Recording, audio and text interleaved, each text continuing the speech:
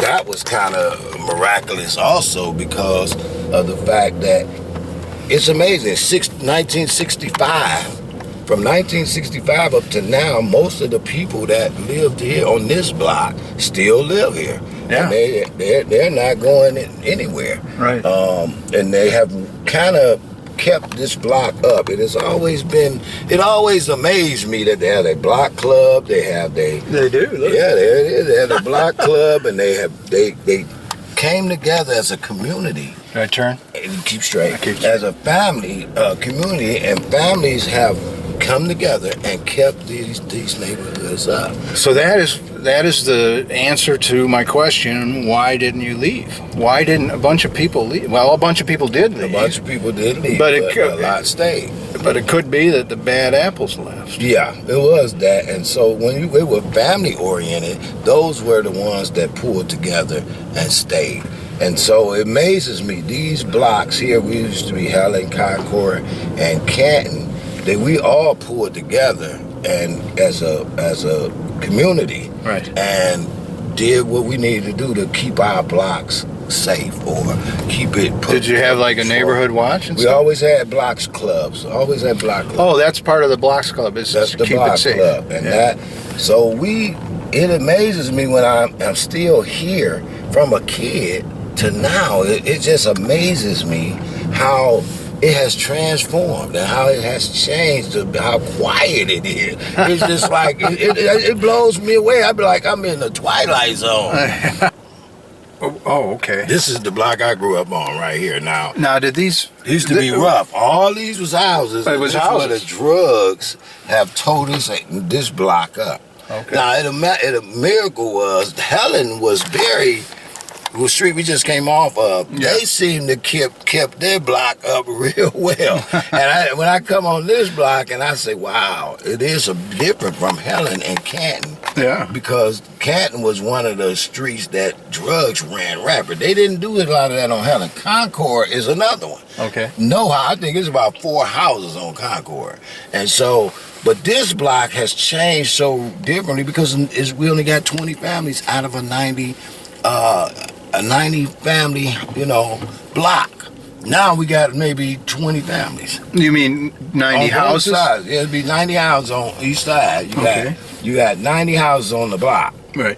Now that means 90 families. Yep. Now we only have 20 families on this block. So you got a lot of houses like this one where it's boarded up? Boarded up. Now do you have any idea what's inside there? I imagine it's not... Well, this house has never been a problem house. It's just nobody ever stayed in it long. These houses here, that used to be an old drug house. Mm-hmm. This was a family house, and they just moved out. Nobody ever bought it. They tried to sell it. This is a family house. They've been around here as long as we have. Mm-hmm. And no drugs, none of that right there. These were houses that had one drug house. The rest of them was just houses, family houses. And people just started moving. Mm-hmm. This house was, that house there, the white one, mm-hmm, it was family. No ever had drug activity. That one also, the green one, no drug activity. Now these are my family houses here. Mm-hmm. Where I grew up at, the yellow one I grew up in, we mm-hmm, bought that one, and then also my dad and them bought that one. Mm-hmm. And this is the house I grew up in since 1965. And so we've been there that long. It's a family house. Mm-hmm. We still there. Came back and bought the property. And so the 4-family flat was sold. We just got rid of that. And these people been here longer than we have too. Right. But this has been sold, and so we bought some property, and so my dad just passed. And so about 3 weeks ago, he just passed. And how old was he? He was 84. Was he born in Detroit? No, he was born in Mississippi, and they came here in the 60s. And that's what brought him up here? Work. So they were auto factory jobs. That happened with my mom when she was 4 years old. My grandfather moved up from Tennessee, mm-hmm, because there were jobs in the auto factories. And so he did the same thing. He lived in Detroit and he worked in the auto factories. So this is my block, and I love it. It is so quiet, even though it's not looking like a lot of people on it, but it's so peaceful. And this is it's strange.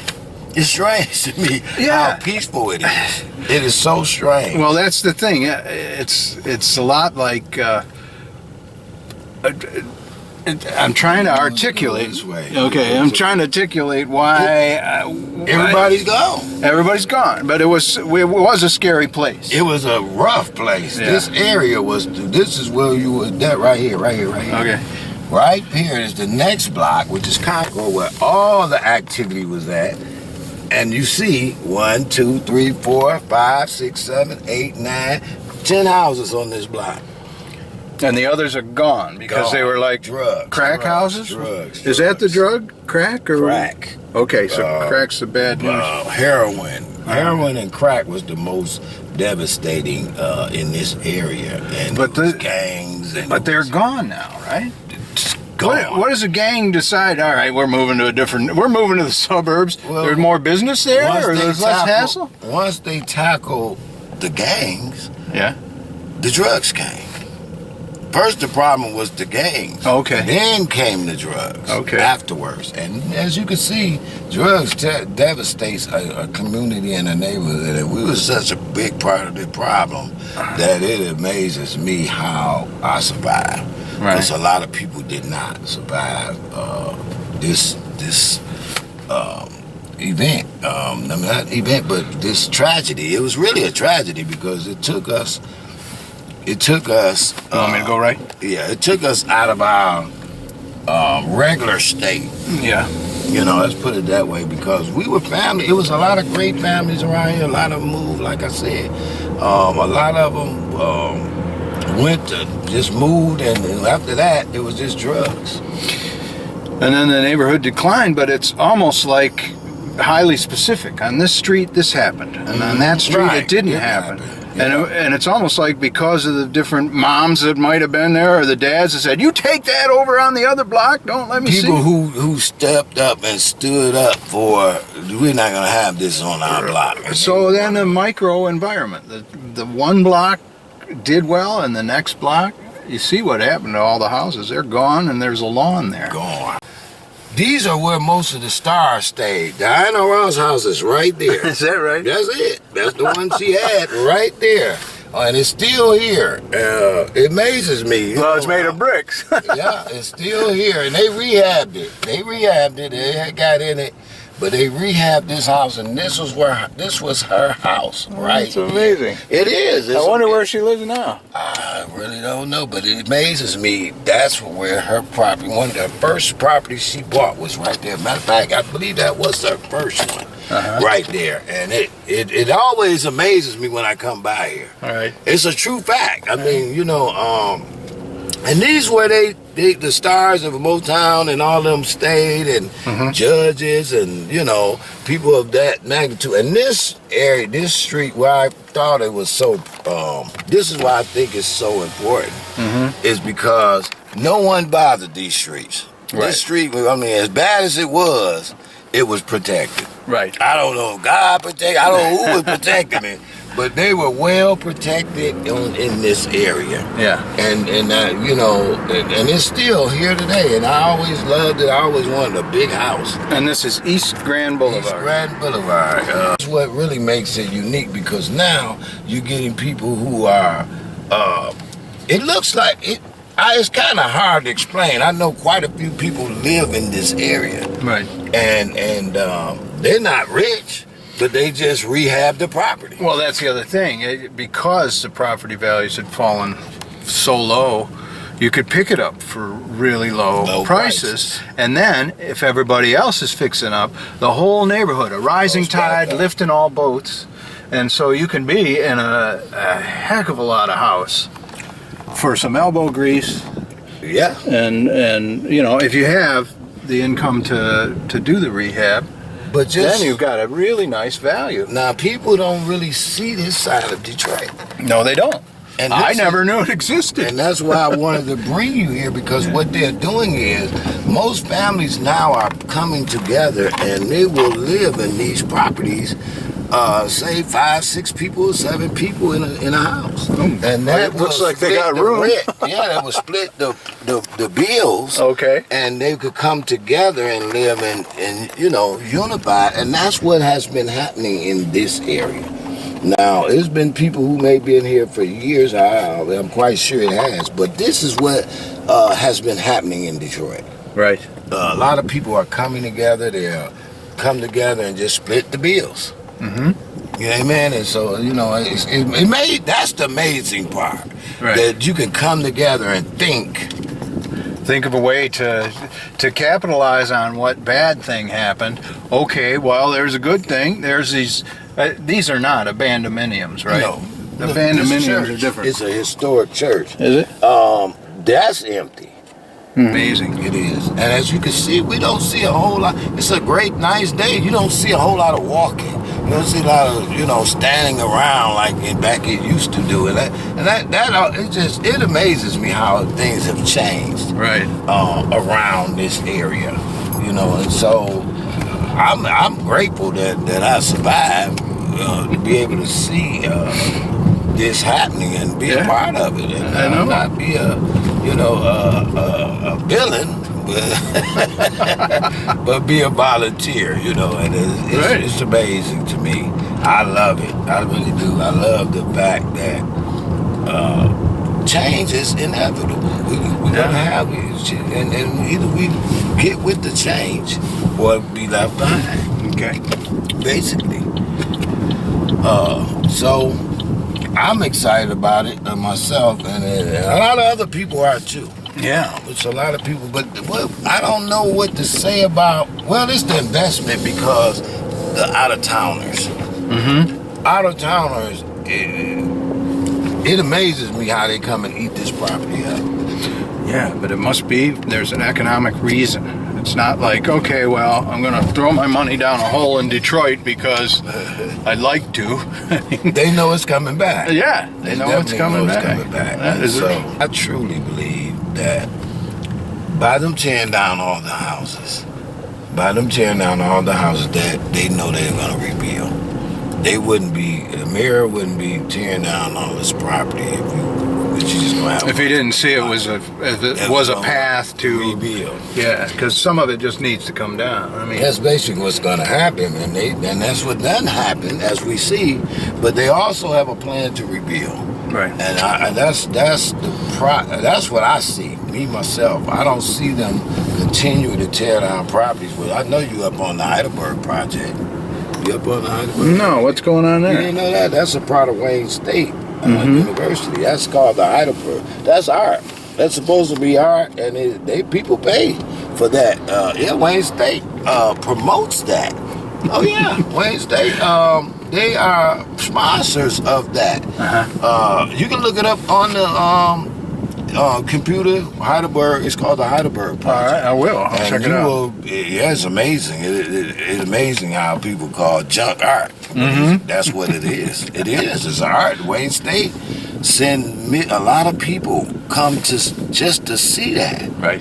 They just come look at it. Yeah, I mean, it's art to them. It is. And so they have a foundation. They have all that. They have the backing from the university. Amazing. It's been there since I've been a kid. I will check it out. Yeah, to the left. Okay. Going to the left. We're going to go right down in the area where we was talking about Dan Gilbert and them and how they're... and try to get a shot of that $3 million house. All right, we'll do that. That'd be good. And this Mac again, and this flourished in the '60s, and like we talked about the riot, and it tore all this up. It was full. They had a lot of businesses in this area. A lot of things were going on up and down Mac Avenue, and when the riot came, they burned up a lot of stuff, and a lot of people sold their properties. We had gas stations was owned by blacks. We had stores. Everything was going on. But what I got to say about the riots, I was a little kid, but I remember being terrified. I was scared too. Yeah, and their slogan, what was it? Burn, baby, burn. Yeah, but not only that, I was scared of Army men. This was the 7th precinct. Yeah. This was the 7th precinct police station, and they tore that down. And now the NSO, which we're going straight. Well, now the NSO is going to buy that property and build and bring the homeless there. So it's like from the ashes, from this pressure point where there was this bad thing that happened, all of a sudden, good things are happening. Exactly, rebuilding. That's why I wanted you to get a shot of that, because that's going to be the new home of the homeless. What is an NSO? NSO is Neighborhood Services. Yeah, look at that. Organization. Now I see these clocks painted on the walls. What does that mean? That means that's a message from the Heidelberg Project. As we go back, we'll go through there. Okay. It was symbolic of time, we know, but they think it's art. As we're going to see, we will see their copying off of the Heidelberg Project. Okay. And so that's going to really give you something to shoot. You might want to really, you'll be excited, because it blows me away.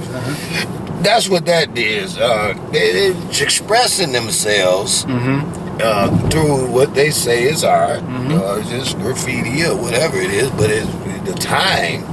It always amazed me why they would put that up. And they've done that a lot in the Heidelberg Project, meaning how important time is and what time we're living in, and be conscious of time. And I always said that